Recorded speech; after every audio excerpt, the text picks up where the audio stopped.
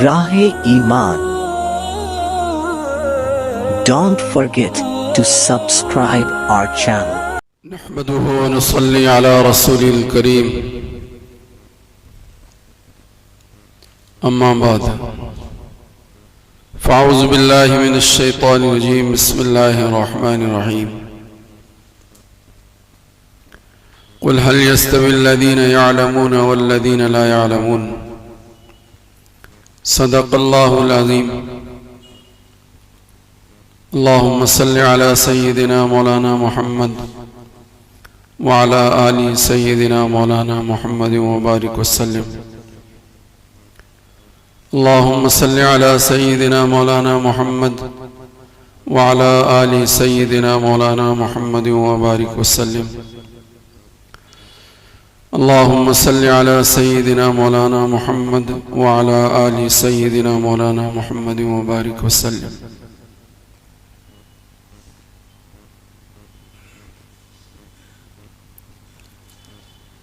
یہ بات ہم اچھی طرح سے سب جانتے ہیں،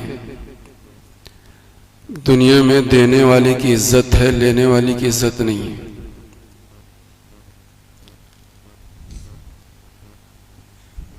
جو دیتا ہے وہ باعزت ہوتا ہے اس کے مقابلے میں جو لیتا ہے. اور حدیث پاک میں فرمایا الید العلیا خیر من ید السفلی. اوپر والا ہاتھ بہتر ہوتا ہے نیچے والے ہاتھ کے مقابلے میں.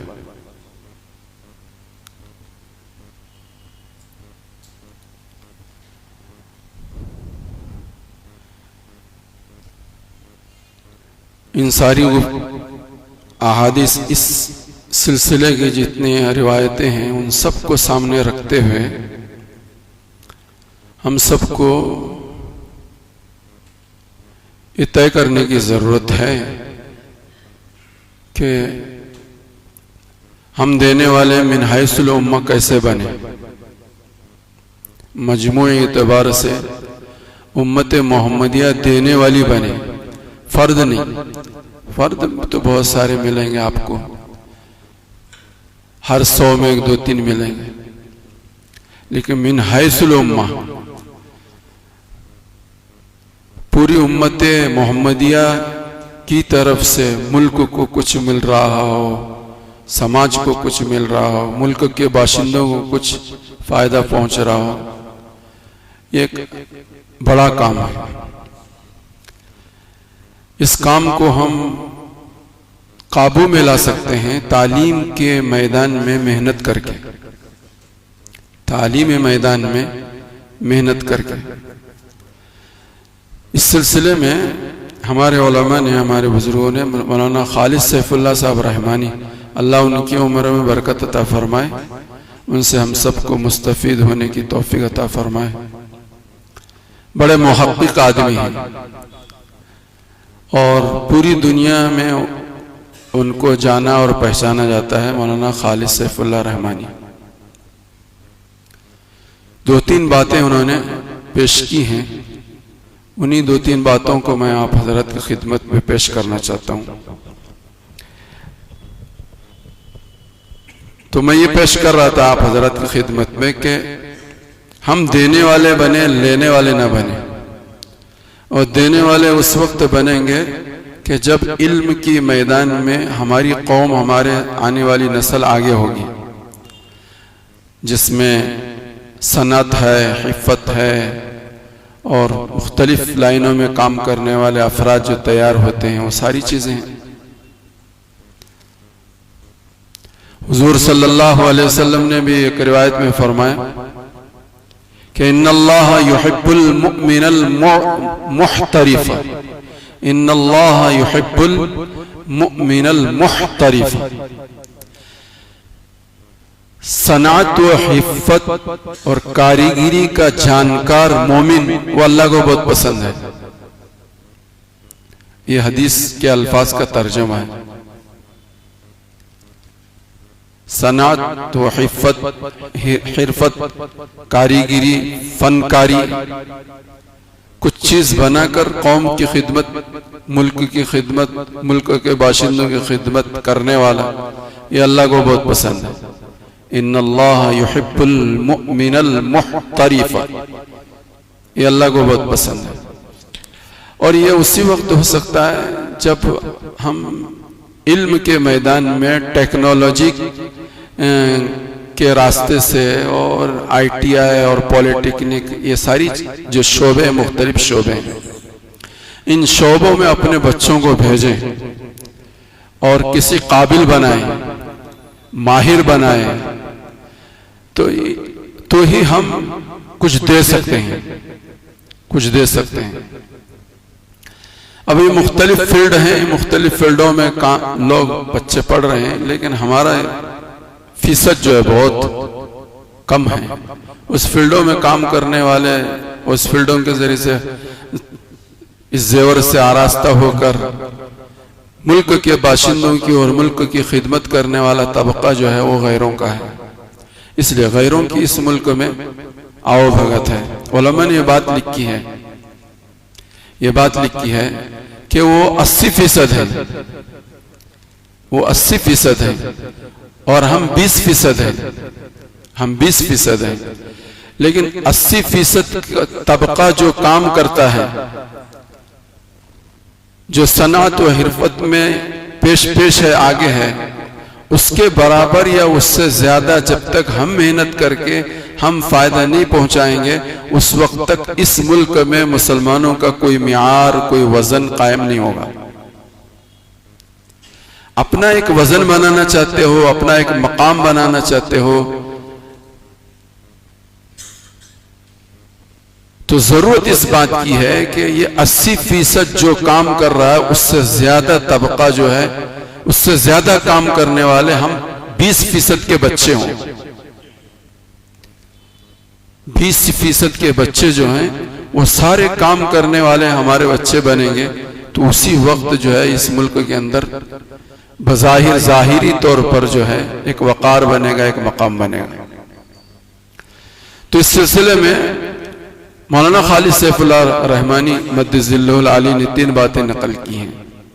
3 باتیں کیا ہیں؟ ایک بات تو یہ ہے کہ اس ملک کے اندر بڑا طبقہ امت محمدیہ کا جو ہے وہ حالات کا مارا ہوا ہے، قسمہ پرسی کی زندگی گزارتا ہے، وہ روز کماتا ہے، روز کھاتا ہے، وہ ان لائنوں کے اندر اپنے بچوں کو بھیج کر ان کے بچوں کو کسی قابل نہیں بنا سکتا۔ ایک طبقہ تو ہے، تو ایسے طبقے کے پاس بھی گاہے بگاہے وقتاً فوقتاً کچھ نہ کچھ پونجی جمع ہوتی ہے، تو جب پونجی جمع ہوتی ہے تو وہ اپنے بچوں کی شادی میں، منگنی میں اور چھلے میں اور چھٹی میں اور پتہ نہیں فلاں کام میں وہ اپنی پونجی لگانے کو اپنی سعادت سمجھتے ہیں۔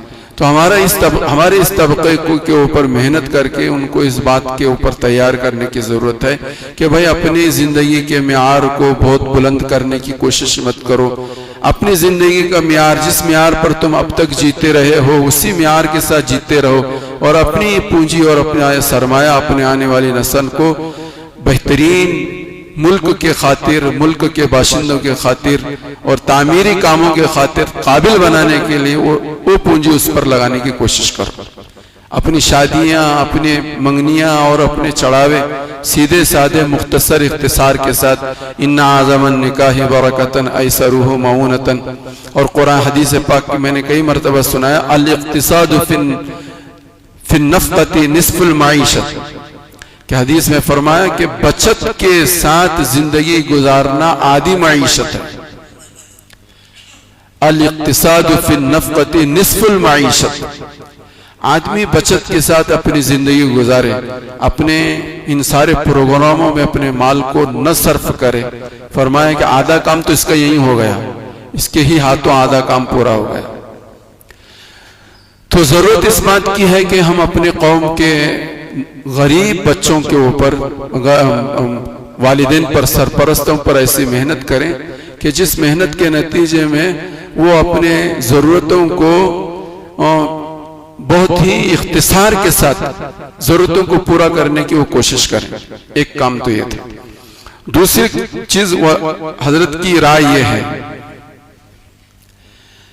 کہ ہمارے یہاں کچھ ادارے تو ہیں تعلیمی فیلڈ میں کام کرنے کے لیے، اور یہ اس فیلڈ میں کام کرنے کے لیے، اس فیلڈ میں کام کرنے کے لیے، لیکن وہ تعلیمی ادارے اپنی جگہ پر مسجد کو مرکز بنا کر اس بات کی کوشش اور محنت کی جائے کہ اپنے علاقے کے ہونہار بچوں کو صاحب ثروت لوگوں پر تقسیم کر دیا جائے۔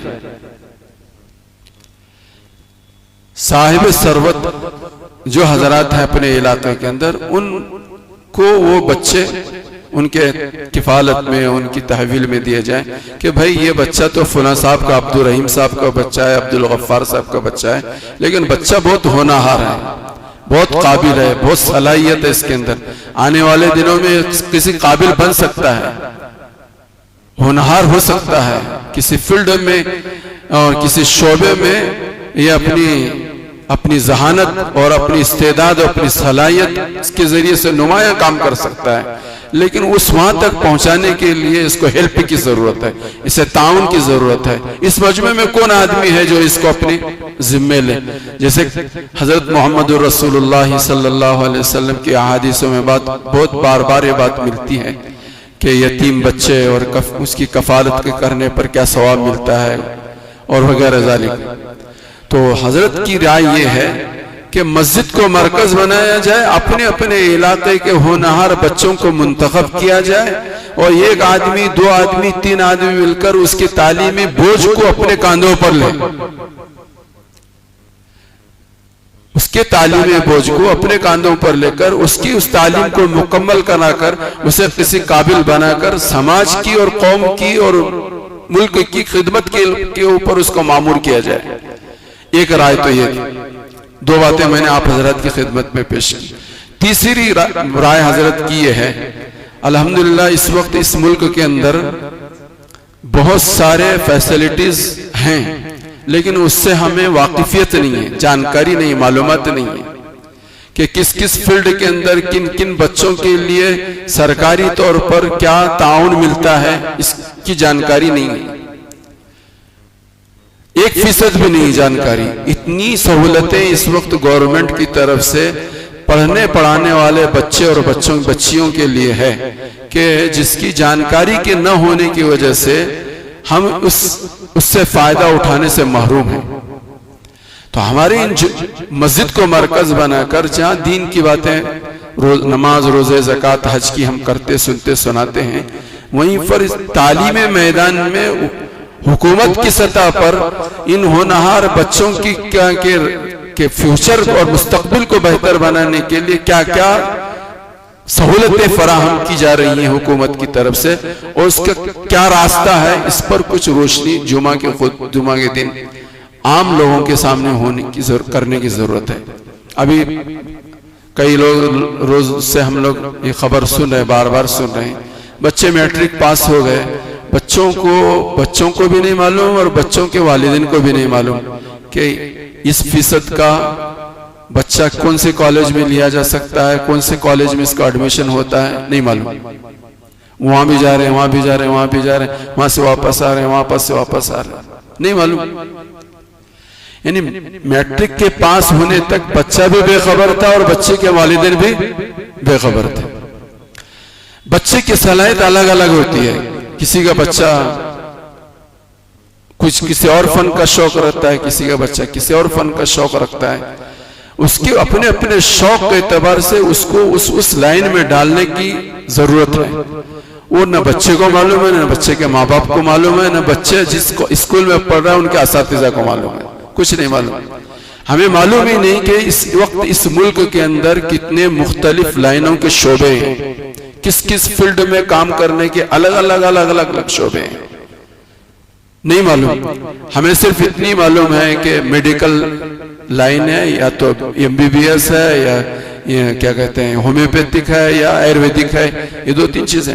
بے شمار ایسے شعبے اس وقت کھل چکے ہیں جس میں ہمارے بچے جا سکتے ہیں۔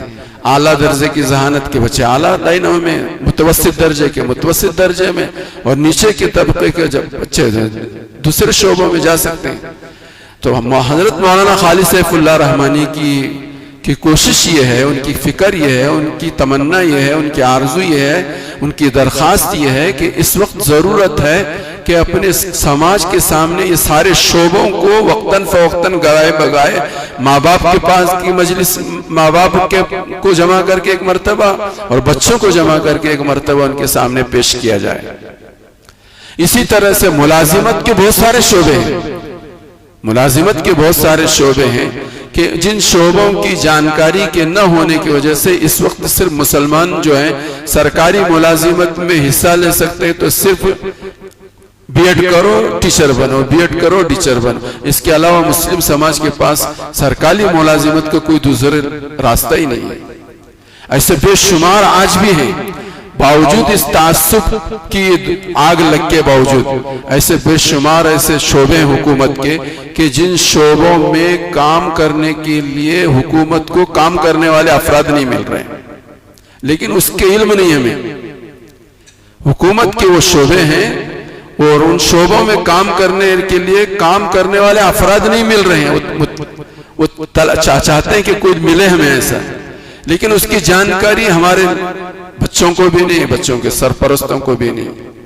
تو سرکار مدینہ محمد عربی صلی اللہ علیہ وآلہ وسلم نے فرمایا ان اللہ یحب المؤمن المحترف، اللہ اس بندے مومن سے خوش ہوتے ہیں، محبت کرتے ہیں جس کے پاس جو ہے صنعت ہو، کوئی کاریگری ہو، جو فنکاری سے واقف ہو اور اپنے فن کے ذریعے سے، اپنی کاریگری کے ذریعے سے، اپنی صنعت کے ذریعے سے اپنے علاقے کے بسنے والے انسانوں کی خدمت کرتا ہو، انسانوں کی خدمت کرتا ہو۔ تو ایسے ہونہار بچوں کو تیار کرنے کی ضرورت ہے۔ اس کے لیے 3 باتیں ہمارے بزرگوں کی طرف سے اس وقت چلائی جا رہی ہیں۔ ایک تو یہ ہے کہ متوسط طبقہ، غریب طبقہ جو ہے وہ کفایت شعاری کے ساتھ اپنی زندگی گزر بسر کرے۔ دوسری چیز یہ کہ صاحب ثروت حضرات جو ہیں وہ ان کی جان، ان کی مال، ان کی صلاحیت کے وہ خود مالک ہیں۔ مالک کا مطلب یہ نہیں کہ وہ سب کچھ ان کے لیے ہے، بلکہ اللہ نے ان کو جو صلاحیتیں دی ہیں، جو مال دیا ہے، وہ جو ہے اس مال کے اندر ان کا بھی حصہ ہے، ان کا بھی حق ہے۔ اس حق کو ادا کرنے کی ہم سب کو کوشش کرنے کی ضرورت، صاحب ثروت لوگوں کو۔ اور جو لوگ اس تحقیقی کام کر سکتے ہیں وہ تحقیق کر کے کیا کیا شعبے ہیں، کون کون سے شعبے ہیں، کون کون سے فن ہیں، کون کون سے فن میں ہمارے بچے کام کر سکتے ہیں، جو 40% کے رزلٹ کے ساتھ پاس ہونے والے، 50% کے ساتھ پاس ہونے والے، ایسے بچے بھی ناکارہ نہیں ہوتے، ایسے بچے بھی بہت قابل ہوتے ہیں۔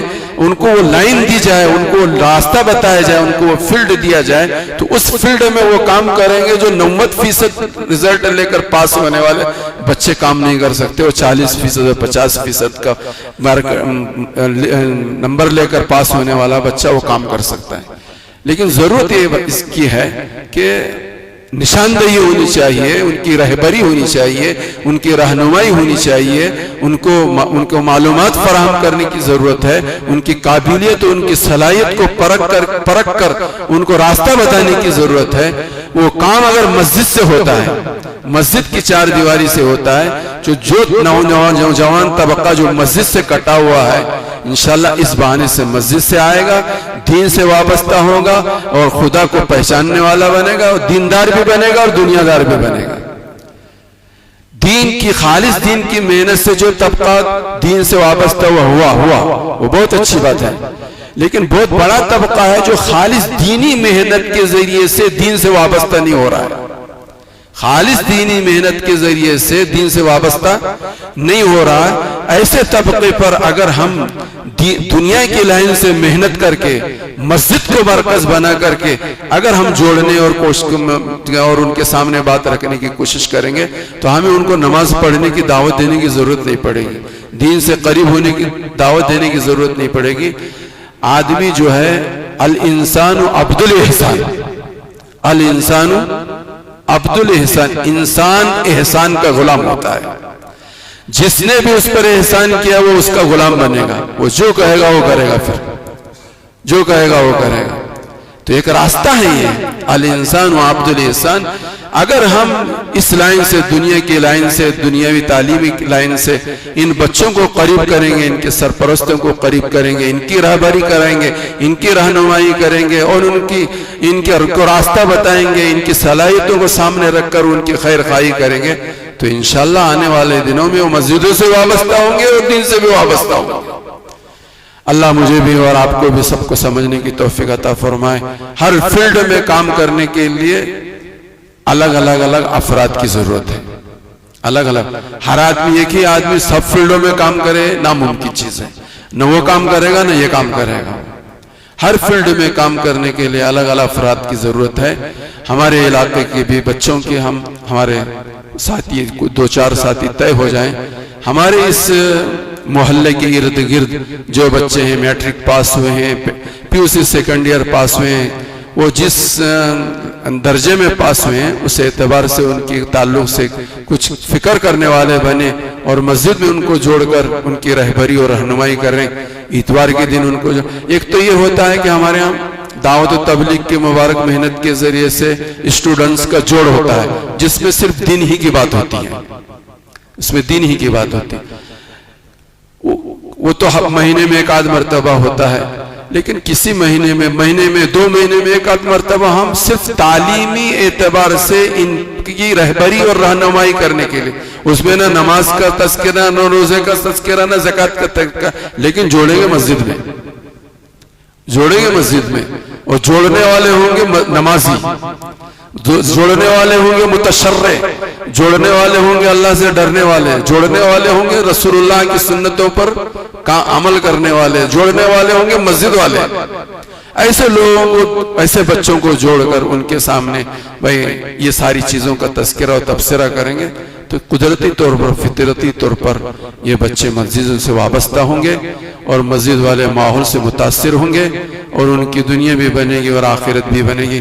اللہ مجھے بھی اور آپ کو بھی سمجھنے کی اور کوئی لائحہ عمل طے کر کے ہم کو اس فیلڈ میں کام کرنے والے افراد مل جائے اور کام کرنے والے بن جائیں، کام ہونا شروع ہو جائے. ضرورت اس بات کی ہے. اللہ ہم سب کو سمجھنے کی توفیق عطا فرمائے. وآخر دعوانا الحمدللہ رب العالمین.